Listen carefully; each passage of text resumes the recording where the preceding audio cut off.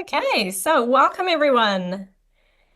In today's session, Yuanjia is going to be focused on how to strike the balance between more specific generalizations. Her content all comes from world languages units today, but even if you're not a world language teacher, just yesterday I was doing some work with a school in Christchurch, and this was the same question that they were asking about science. Like, is that too specific? Or is that what we really want our students to understand?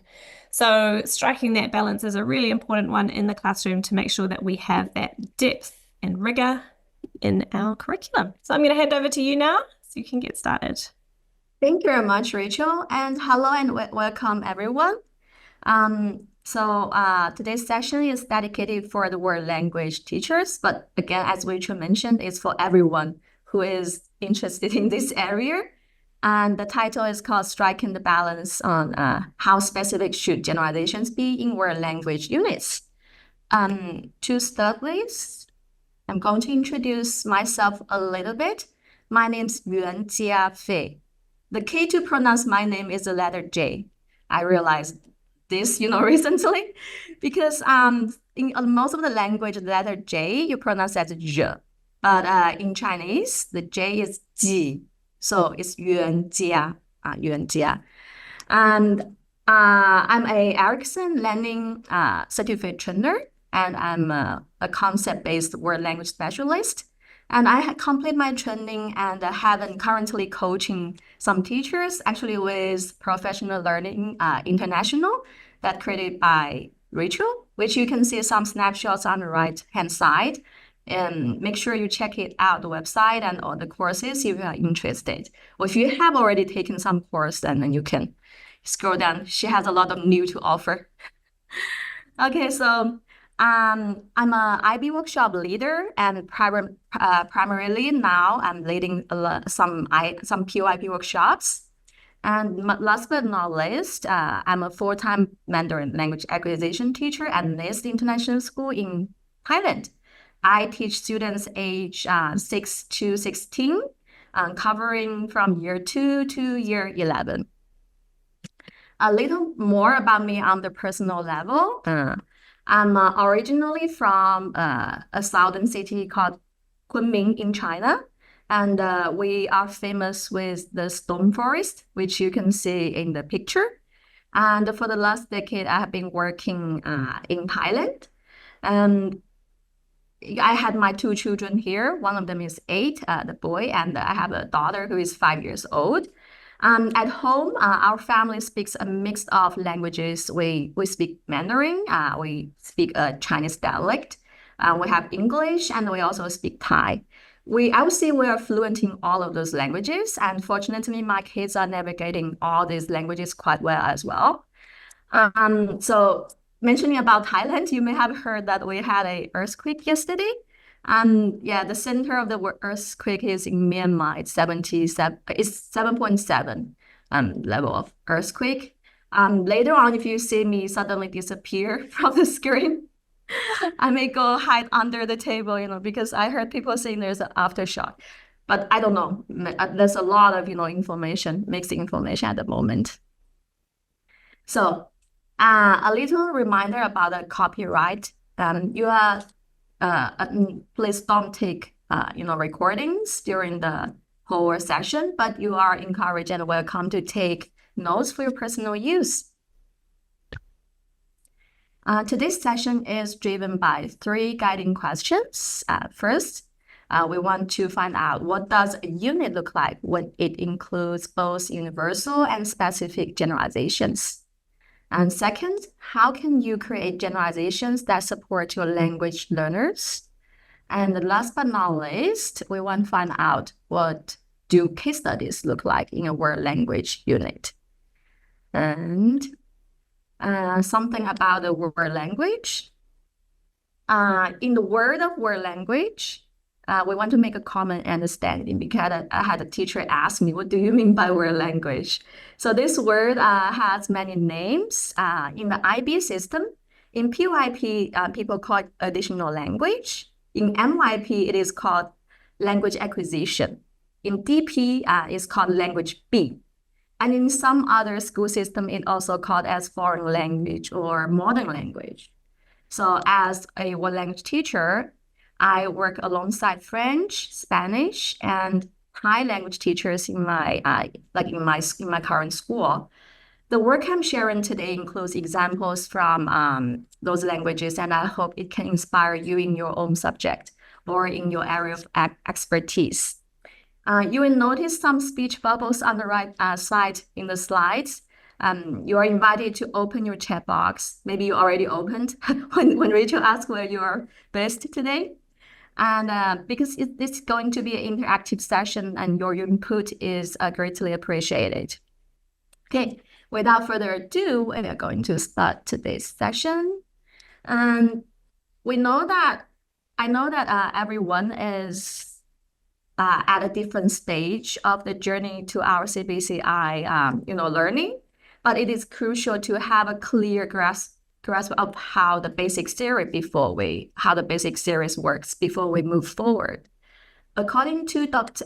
Erickson and Dr. Lanning, teachers craft effective generalizations to guide both unit planning and student learning. These generalizations, also known as conceptual understandings, elevate students' learning from a 2D to a 3D model, encouraging higher level thinking and making learning transferable. Suitable and effective generalizations are essential for CBCI units. It is also important to note that world language is a process-based unit, process-based subject. Unlike science, mathematics, and social studies, which are knowledge-driven, as a process-based subject, world language focuses on the process, strategies, and skills that involved. We aim to understand why and how we do what we do. So in our CBCI unit, we typically have 5 to 9 generalizations. For a process-based subject like world language, we may have 1 to 2 generalizations that are knowledge-based, with the rest focused on the learning process that we want students to understand. So I'm going to invite you to pick on our first statement, I would say. I want you to make a judgment. Do you agree or not? Generalizations are designed to be transferable across all languages. Please, in the chat box, and tell me, do you agree or not? Yes or no?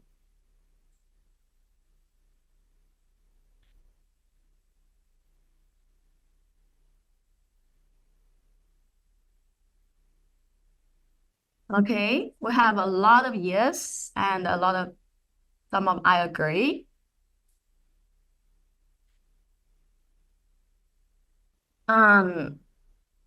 It is true actually, but actually sometimes there are some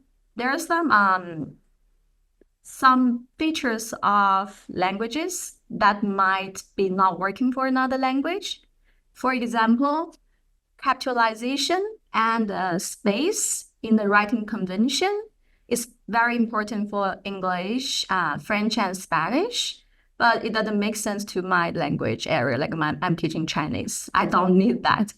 So yeah, it's transferable to that type of language, but not for my language. So yeah, let me see. None of us says that no. Good. Let's have a look of some real life examples from my teaching. I'm going to invite you to have a look at my first unit. This is for elementary class. And it's for the year 2 students, 6 years old.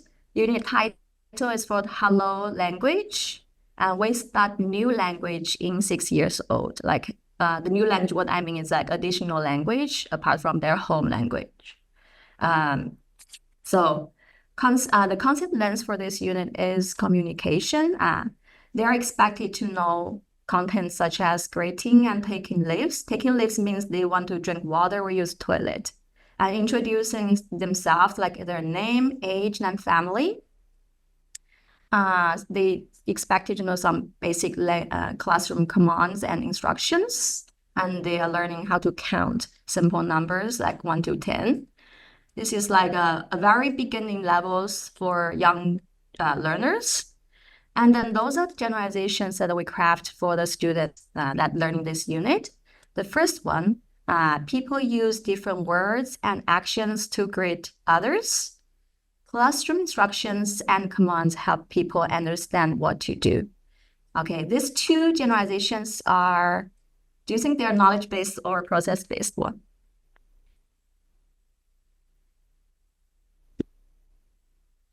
These two are knowledge-based ones that are related to what they are learning in this current unit. And then we have some more that is focused on our process. The first one, people identify and reflect on mistakes to improve their skills and understanding. As language learners, for sure they will make some mistakes. And as teachers, we want to encourage them to be risk takers, step out of their comfort zone and to embrace the mistakes they may make when they're learning a new language. So this is important understanding that we want the students to understand. And the next one is people use words, actions, and visual cues to support understanding and communication.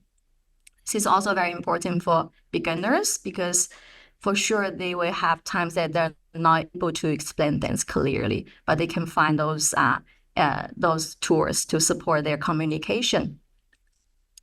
And we have some language-specific one. For example, for alphabet language such as French and Spanish, this is one that is important for them. Recognizing letter sounds helps people connect spoken words to their written form. I have example provided by my friend and colleague, Ocean Julian. You can see she has read the word mouton. I'm not sure did I pronounce it correctly. I practiced this French word. So without sound, I actually think this means mountain. But when with sound awareness, it actually means a sheep. So as French and Spanish, they want students to understand this as a beginner. And another one very important for French and Spanish is a concept that they can make a connection between their private knowledge in English or their home language. So languages share words and similarities in sound or appearance, helping people understand new words. I don't know any Spanish, but the example provided by my friend Tony is actually mean my favorite color is. Right, I can read, but I don't know any Spanish. So this is also an important understanding that French and Spanish teacher want their students to understand. But for character-based language like my language, there's two generalizations that are actually related to me and that make sense to me at all. So I have two understanding that I really want my Mandarin students to understand. First is the concept of pinyin. Pinyin shows how Chinese words sound and help learners read unfamiliar characters. You can see the alphabet like with a little arrow on top, that's the pinyin. We use that to read unknown characters. This is the sound of the Chinese word. And I also want the beginners to understand the concept of Chinese characters. So characters come from pictures and represent the meaning of the word. I wouldn't say Chinese character because I think this is also work for Japanese and some character-based language as well. I'm going to also invite you to have a look of that character. If you are Chinese, don't say anything yet. But if you're not, are you able to identify the meaning of this word? You can take a guess to test your, association skill, imagination ability. Can you guess? Well done, Joanna. Yeah, it is bird. It means bird, not hello. Well done, Joanna. You can see the eye. You can also see the wings. So 鸟 actually means bird. Yes. Well done, Joanna. Okay, that's what I want my students to understand. As beginners, I would give them a large amount of flashcard to help them to understand. Yes, Chinese characters is from the pictures and it represent the meaning of the word. And for my Thai colleagues, they will want the beginners to understand one important concept for Thai. Thai language use polite endings to show respect when speaking to others. These two sentences is written by my son Casper, and he want me to point out that, yeah, to reference him. Okay, so he write here "Sawadee krap" and "Sawadee ka." Both of them means hello and goodbye. But you can see at the end, for female, it has a ka. For male, it has a cup at the end. It's very typical for Thai language. They add these two polite endings to add politeness when they speak. So when they speak to the seniors or someone that they want to pay respect, they have to have these two endings for both female and male. So you can see some of the generalizations are not actually work for another language, but it's very important for the language learners to understand. I have another one that is for the tonal language. You can see in tonal language such as Chinese and Thai, tones change the meaning of words. And I think that this tones is the tones that you put on the, on top of the pinyin or on top of the Thai language. It's not the tones that we're talking about in English to emphasize a certain thing. So this is typically for tonal language. Okay, we have someone that works for Indian language too. Good. Yes. And so this is the unit that you can see. We have some common things that shared by all languages, but we have something that is not actually makes sense for another language. I'm going to invite you to pause and reflect and to think, after you seeing this example, did that challenge some of your thinking, or do you have some, aha moment? I don't know yet, but if you have, make sure you share it in the, chat box, or if you have any thinking, question, reflection, comments, you can put it there. But for questions, we're going to leave it to the end. Like when we finish the whole session, then we can come back to your question. Is that okay, Rachel? We'll leave the question to the end. Okay.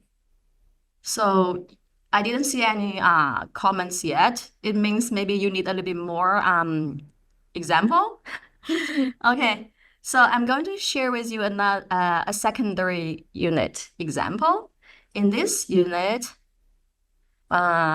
this is a unit that working in the context of shopping. We have a title to provocate student thinking as, can it be a bit cheaper? The concept lens is culture, meaning, and convention. You can see this is made before the enhanced MYP because we still have the key concept and related concepts. This is for language acquisition phase 2 students. They are at the end of emergent level. They're still emergent learner, but they have been learning maybe at least 2 or 3 years already. And then focus, the MYP has 4 assessment criterion: listening, speaking, reading, and writing. So this unit is focused on listening and speaking.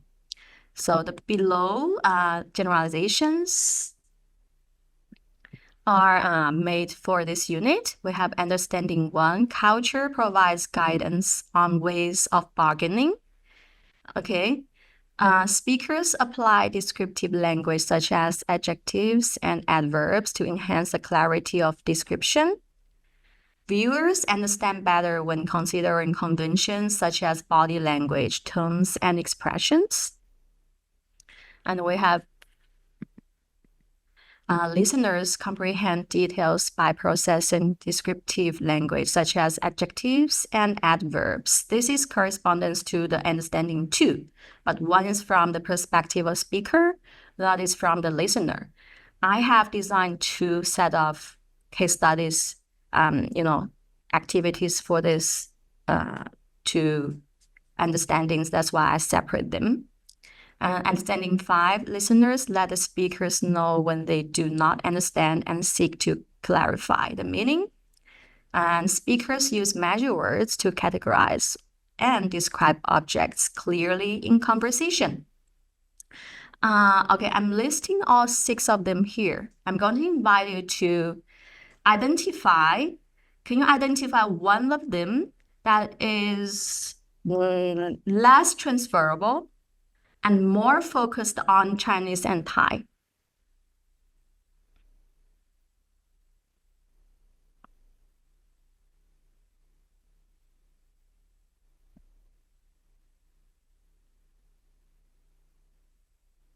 We have Joanna answered, understanding 6.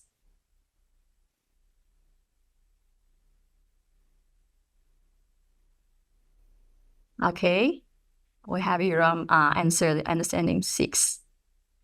Yes, it's because the measure words.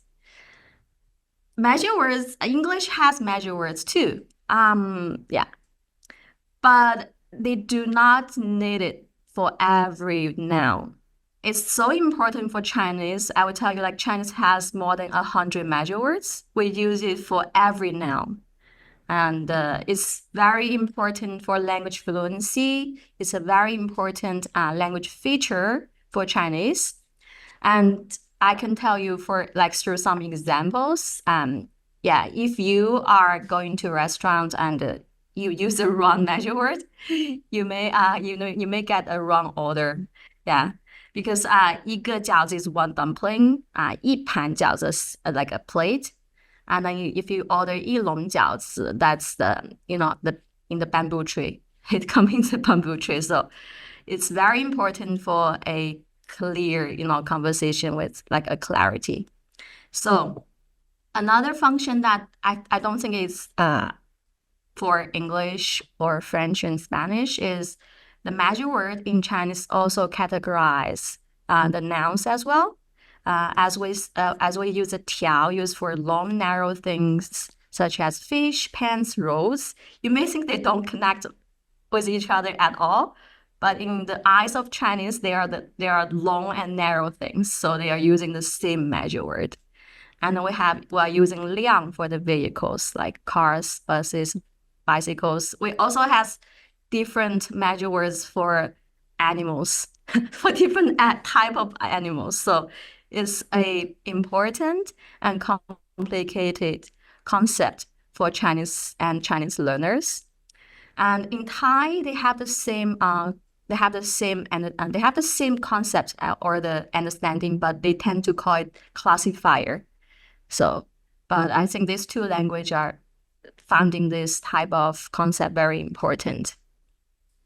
It's less important for English, Spanish, and French. They have measure words, but in their lesson, I don't think they're going to spend a long time to talk about this. But in my lesson, this is a very important thing that I will spend a lot of case study and a lot of investigation time on it.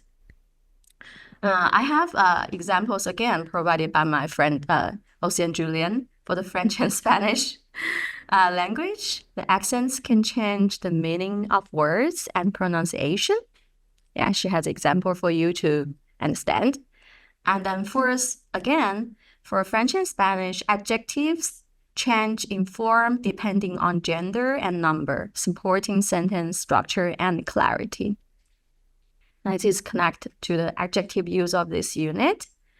And yeah, that's another example. This is from the secondary example. I hope it gave you a more wider perspective of how can the generalizations in one unit be universal, but also minding your own language area, your own language using. You really want your students to understand how your language works in grammatic features and pronunciation, syntax, right? Because these are the basics of your language learning. Okay, we have some comments here. It's quite similar to Basaha language as well. Good. I'm not expert for every language, but yeah, I'm glad I have some expert to provide some examples. Yeah. If I have more, colleagues like you guys from all around the world, I may collect more examples in the future to support this idea. Okay, so this is the a secondary unit. Now you may think, okay, do I have to have a language specific generalization every unit? The answer is no, actually. I was thinking the same, but when I planning for my higher level class, for example, this is a unit for globalization. Is a phase four for a phase four class. Phase four is like a capable learner. They are at the end of capable learner. They have been learning Chinese for like 4 to 5 years at least. So the concept lens for this unit is communication, point of view, and purpose. It's for grade year 10 to year 11 to show you the continuum and then the difference of the concepts. I chose the two criterion again, listening and speaking. Now I'm going to inviting you to look at the generalization that crafted for this unit. So we have the generalizations that focus on listening and speaking. The first one is listeners understand information by using various strategies such as identifying keywords, sequence words, and conventions. Do you remember in phase two we mentioned about a convention? And here they have a larger, more concepts. And to persuade others effectively, speakers organize information and arguments based on different point of view. Okay, speakers strengthen their arguments with points, explanations, and examples to enhance clarity and purpose for the audience. The speaker use a mix of logical and emotional appeals to debate, contrasting viewpoints or persuade an audience. So you can see in this unit, they're asked to do a debate. So there are some very macro concept happening here. Globalization may shape business and human interactions by expanding supply chains and providing access to natural resources and labor markets. Listening test takers can improve their performance by using strategies such as predicting information from questions and taking notes during assessments. So I have a list of these understandings here, generalizations here. Can you identify which one is a knowledge-based one?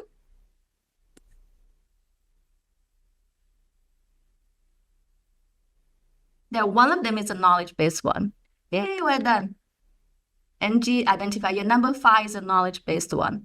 I have to tell you, actually, for higher level language acquisition class, the knowledge-based understanding is hard to craft because, yeah, a lot of easier topic they have covered, but something that is too difficult is their language level are not reaching there yet.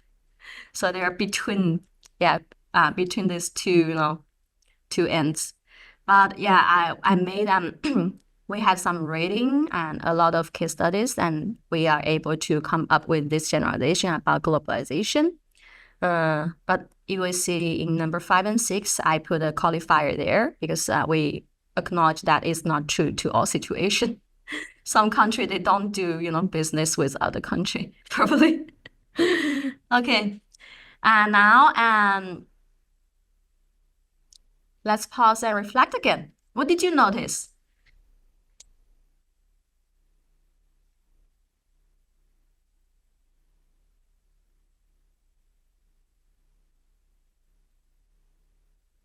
One of the things that I've noticed over years of planning with world languages teachers is that so often, particularly in the PYP and MYP, where they have one central idea and one statement of inquiry, the understanding ends up being from knowledge or from the theme of the unit.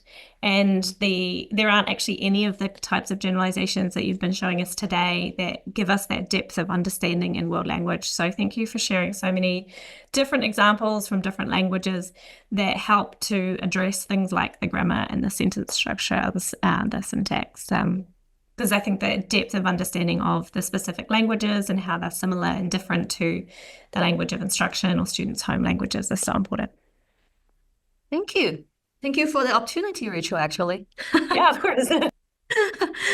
Okay, So I actually, when I look through and reflect on my units, I noticed that maybe I could be wrong, but I feel like the language beginners tend to rely more on the language specific generalizations. The other beginners, they need more, guidance on how this language really works, how we do what we do, and why we do what we do. So when you are providing your units or writing your generalizations for your language beginners, you may want to craft one or two generalizations that is guiding in your specific language for them. But when they move to a higher level, like a capable level, actually, the learning process are quite similar for all the languages now. Understanding, responding to, critiquing, and producing, or even in another level, like they behave like a listener, speaker, reader, and writer. The skills and the concepts are actually more transferable in a higher level language learner class. But is generalization like a central idea? Yeah, generalization is like a central idea. And also in MYP is the SOI. Yeah. Yeah, Yeah, so we but think about the generalization, sorry, the central idea is just one generalization. And Lena, we'd advocate for having 5 to 9 understandings in a unit. So we're the examples that you've seen today, there's many generalizations. And so one of them you would usually put as the central idea in a specialist or a subject specific planner. And then you'd have and additional understandings. yes, and a lot of times I see the PYP planners, the central idea we tend to use the one that is knowledge-based one. So yeah, and in not a lot of cases, I think teacher just missing the language, like the process-based understandings. So you miss the chance to actually help your students to understand how your language work. So if your school has a fixed planner, I would suggest you have a separate one, like for your language, that you're really clear with what you are teaching in each unit. Okay. Well, actually, a little bit fast. If we can have more time, yeah, to answer questions later. Now we move to the third part of today's session is the case study. Case studies are useful for knowledge-based subjects, not language learning. Do you agree or not? Put in your chat box and let me know what you're thinking.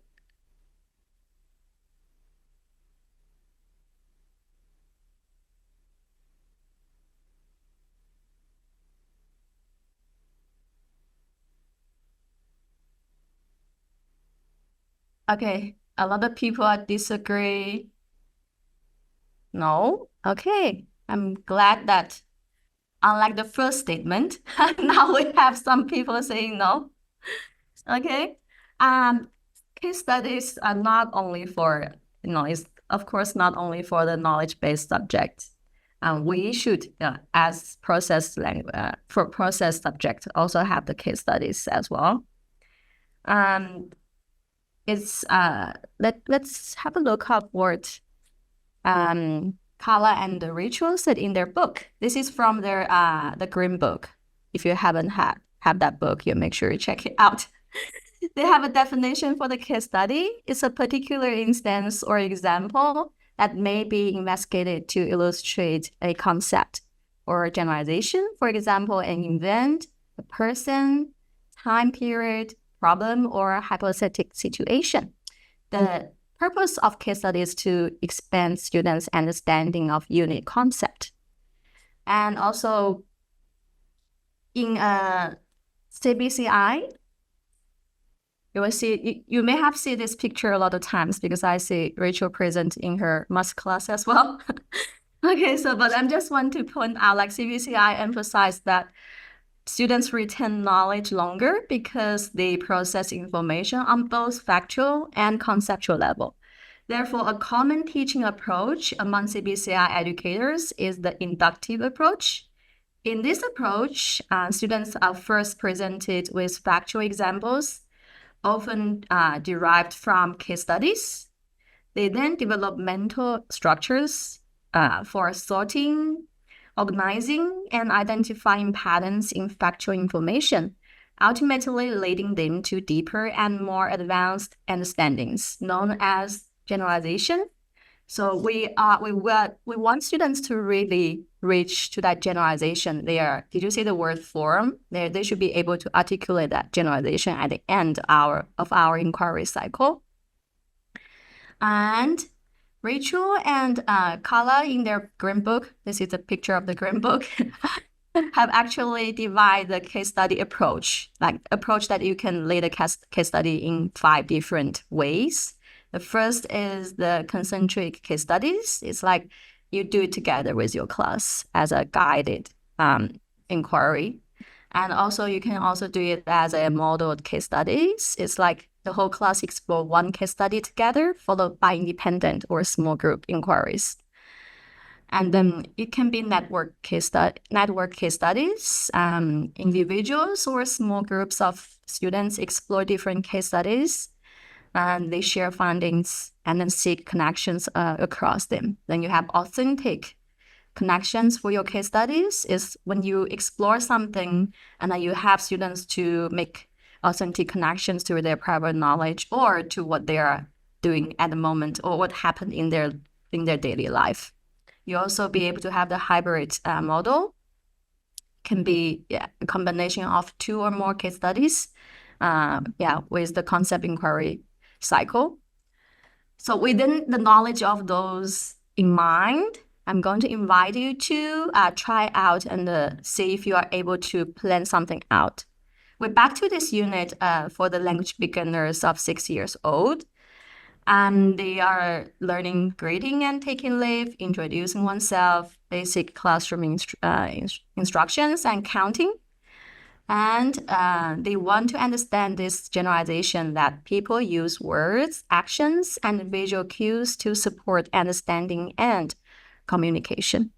What kind of case study you will be providing to your students if you want them to have to reach this generalization? Please write your answer in the chat box. There's no right or wrong, just it's a discussion. I want to know, as teachers, what kind of case study you're going to provide for this situation.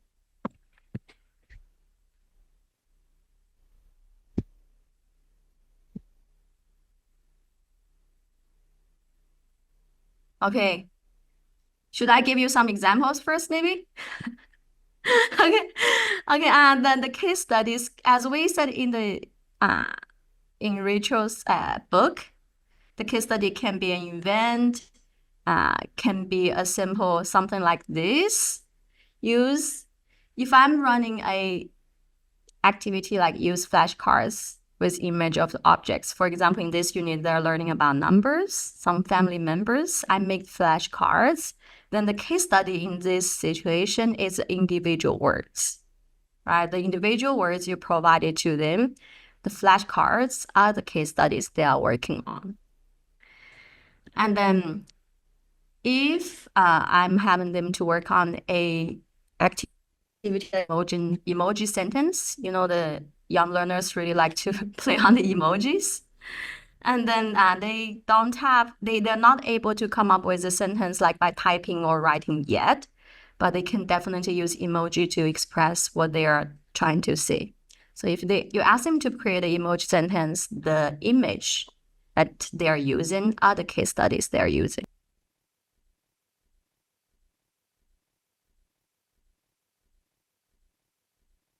Well, it looks like we've just lost her completely. Hopefully she'll be able to log straight back in. While hopefully she's coming back to us, there were a couple of questions that I can probably dive in and answer. One of the questions was, are the generalizations and the learning intentions the same?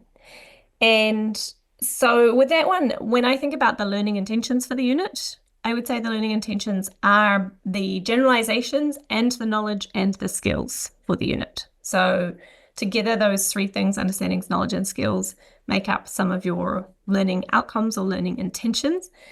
So it depends on the language of your school. If you did that drop off long time ago? Yes, you did, but that's okay. I was just answering a question.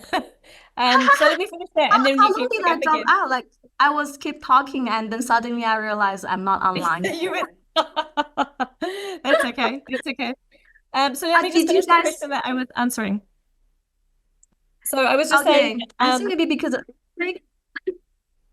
Yeah, the maybe because learning of intentions or earthquake. learning outcomes are specifically focused around what, if you're thinking about what you want to share with your students, no, you wouldn't share these with your students in the way that you would share a learning intention at the beginning of the unit. You wouldn't share the generalization or knowledge and skills there. What you would share is your guiding questions or your unit questions as a way of helping students to tune in. But if you're talking about the learning intentions or learning outcomes that would be in your unit, then that would be the understandings, knowledge, and skills. All right, go ahead. We can continue our exploration of case studies. Are we at the Simon Says now, or did I Yes. drop before? Okay. I think you can pick up there. Okay. So if we have I have some people answer question like use videos, yeah, practice and use simple treasure hunt. Well done. In the treasure hunt and then the card you're giving to students, right? The instruction you're giving to students is the case study. So in Simon Says game, uh, the actions they're taking, the actions they're doing are the case studies. Okay, so now you have an idea of the case, what the case studies look like. What did you notice? You may notice that you have already using a lot of case studies. You just didn't identify them as a case study. So it's not like it have to be a super long process of inquiry cycle. It's something that we are using, like the material or the thing we're using with the students. Yeah. Okay. Let's have a little bit more practice with a second one, that the one that from the secondary unit. There's a understanding a generalization called speakers apply descriptive language such as adjectives and adverbs to enhance the clarity of description. What kind of case study you're going to use for this generalization?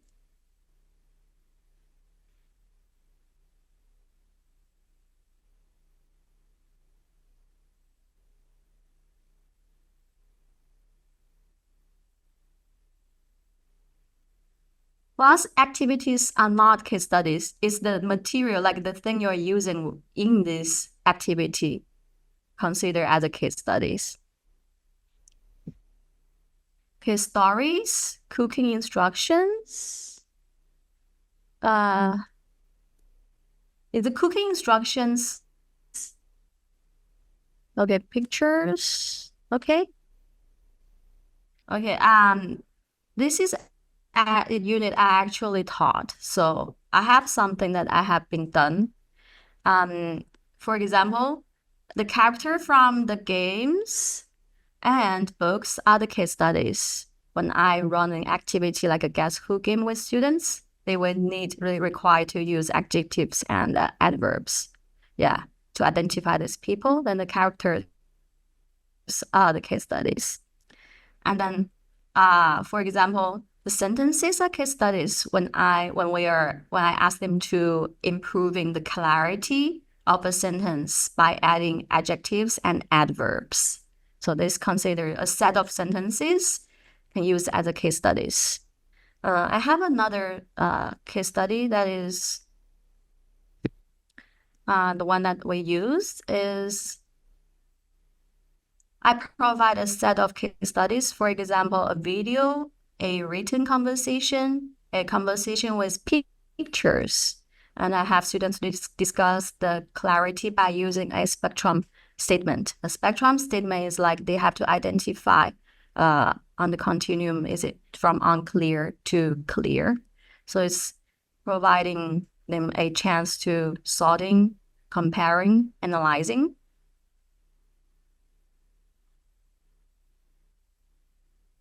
Case study could be the place. Yeah.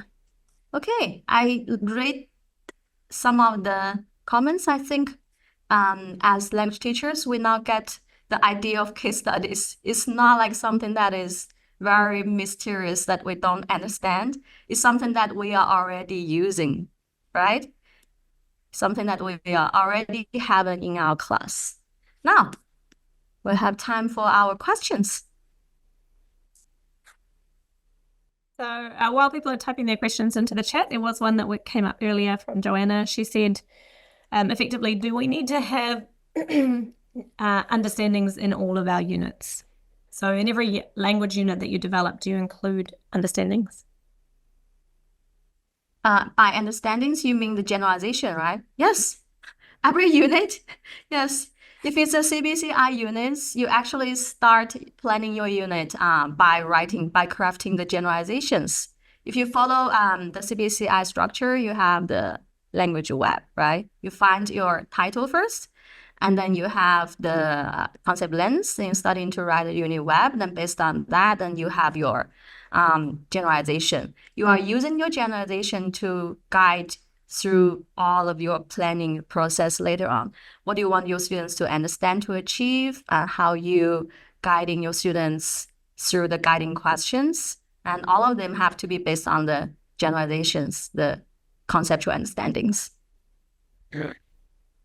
Fantastic. And I think you'd said something earlier about it not always being different, but I think what you're referring to there is sometimes the concepts will repeat, but the understanding, even if the concepts come up again, you'll increase the specificity and complexity of the ideas. And that was that example that was shown earlier where you had a concept that had been introduced earlier, but you were now looking at it with some additional concepts coming back. Yes, if you're referring to the one for the listeners, in phase two, yes, they starting to understand the conventions, right? In a way like conventions in a video, like a video context that including body language and then your use of facial expressions, all of that. But when you move to a phase four level, when they're trying to comprehend the speaking text, I want them to have more thing, including like keywords and also sequencing words, connecting words. All of those are the things that they can use to help them to comprehend like a text easier. There's another question that's just come through. My understanding is that the generalization should be organized from the most specific to the more general conceptual ones as you move through the unit. Is that correct? Oh, from the most specific? No, I wouldn't do that actually. Normally, I plan with the team, right? I was thinking that what works for all language first. You can see when I share, yeah, I will have all the things that work for all languages first because it's more transferable and universal for language learners as, you know, as a speaker, as a listener, as a reader and a writer. All of that should be like, if you are collaborating in a team, that is important for you to have that happen because you still language acquisition subject, right? You are collaborating together. You plan that together. And also, are you still hearing me? Yes. Yes, something that is popping up. Sorry, the internet may be not very good today. And That's then okay.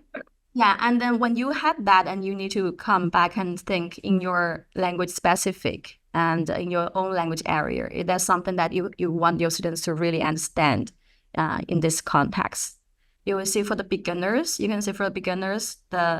my French and Spanish colleague has different things than me for them to understand for the beginners.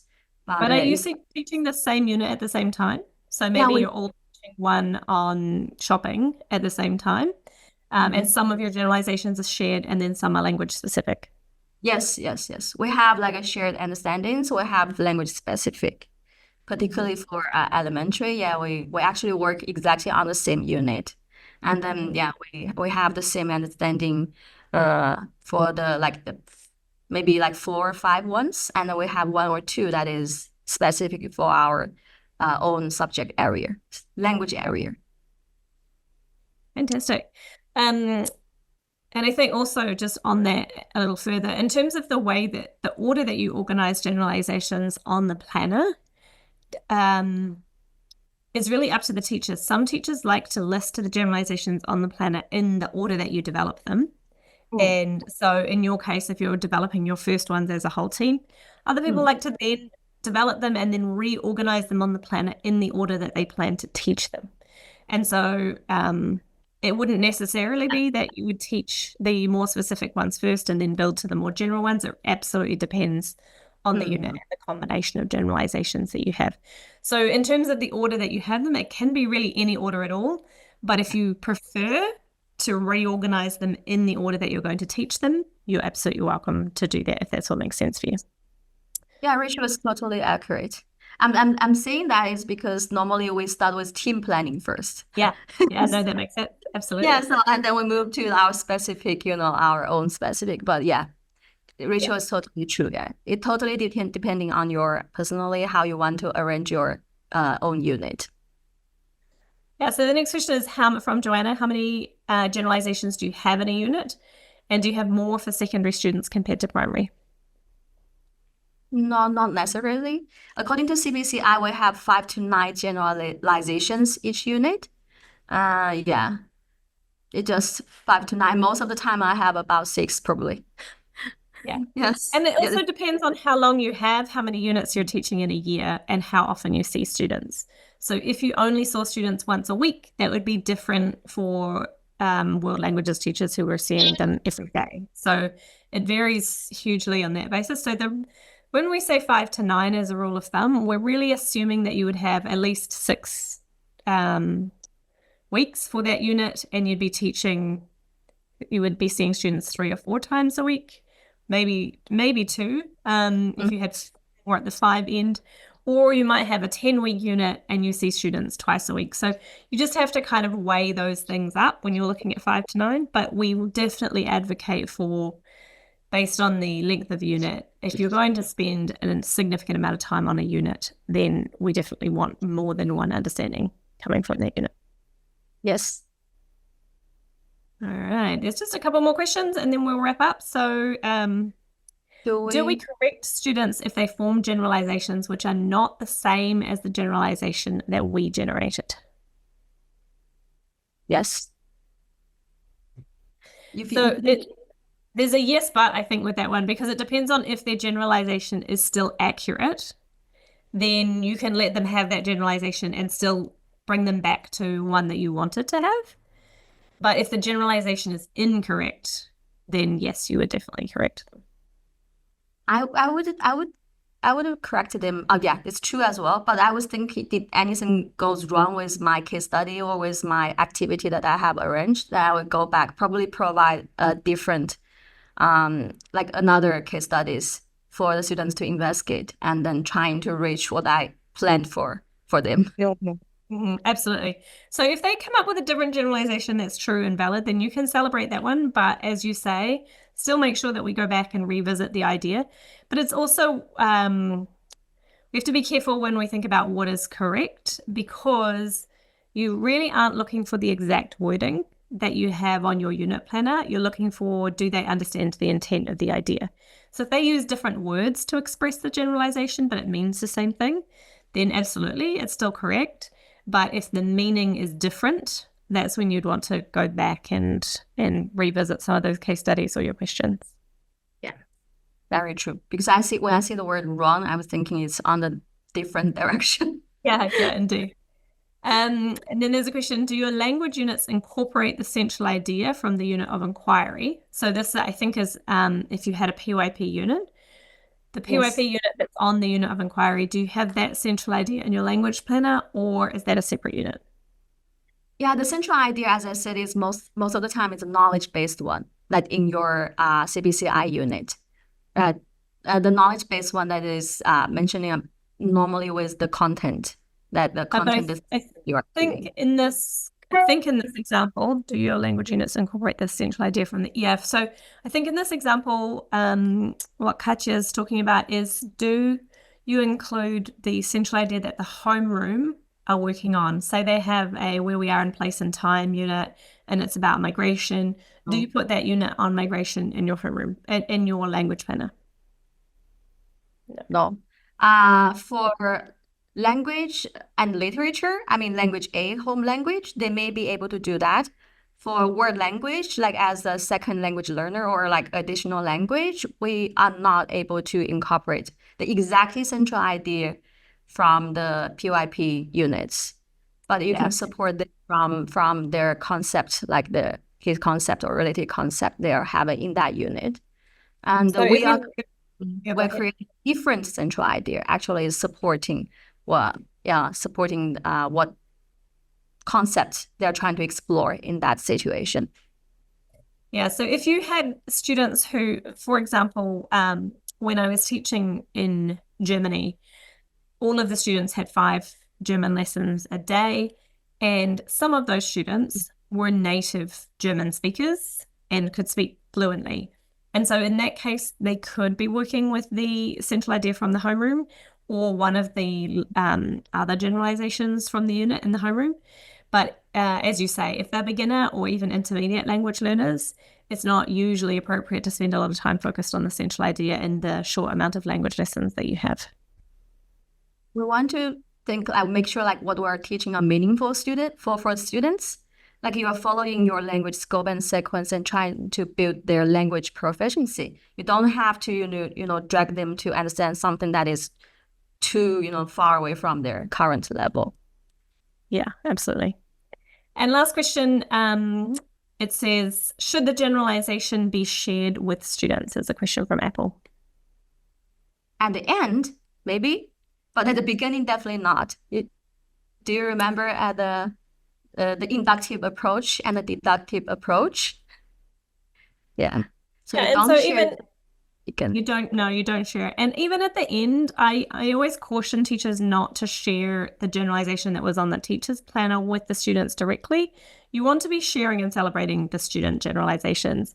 Because if you tell students the generalization that you have in your planner, it becomes more of a right or wrong and takes away some of that agency and owning the thinking. If you say, actually, I knew this all along, this is what I wanted you to get to, and this is the right answer. So I don't ever tend to share the teacher generalization with my students. I celebrate and help students refine their own generalizations, and then that's what we'll see posted on the wall and shared. All right. Thank you so much, everyone, for joining us today. Hopefully, those specific world language examples have given you more insight into how we can support either you or your world language teachers at your school in building that out.